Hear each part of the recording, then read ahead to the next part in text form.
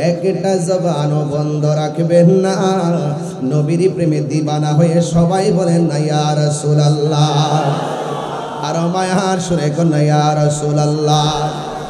এই জন্য আশিক ভাইরা আপনারা জবান খুলে কোন নবীর আগমনে কি খুশি না বেজার? এবার জশ্নে জুলুস কুমিল্লায় হবে নি, আরো জোরে হবে নি। আমার মনে হয় এই বছর হবে সবচাইতে সারা বাংলাদেশের সেরা জুলুস। কথা কোন ঠিক না?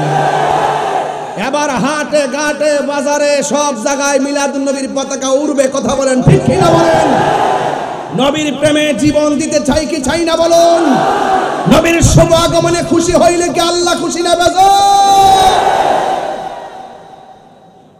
ভাইরা আমার, প্রস্তুত আছেন তো ইনশাআল্লাহ? আর যারা প্রস্তুত আছেন তো ইনশাআল্লাহ?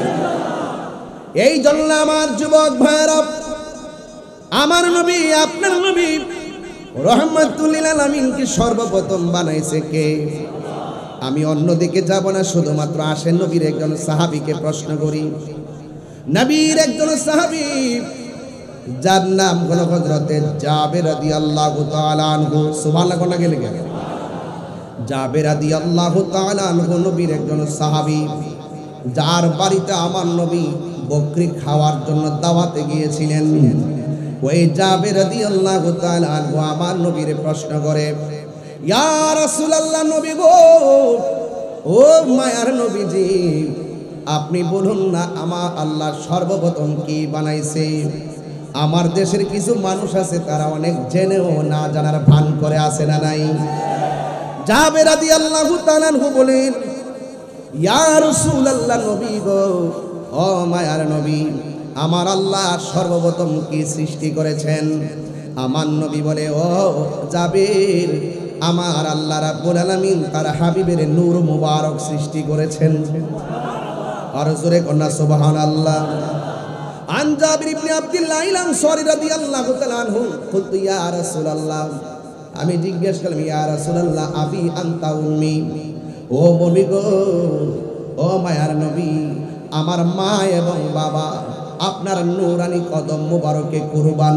কারণ সাহাবীরা জানতেন আমার নবীকে মা বাবার চাইতো বেশি ভালোবাসা লাগে। কথা কোন ঠিক কিনা?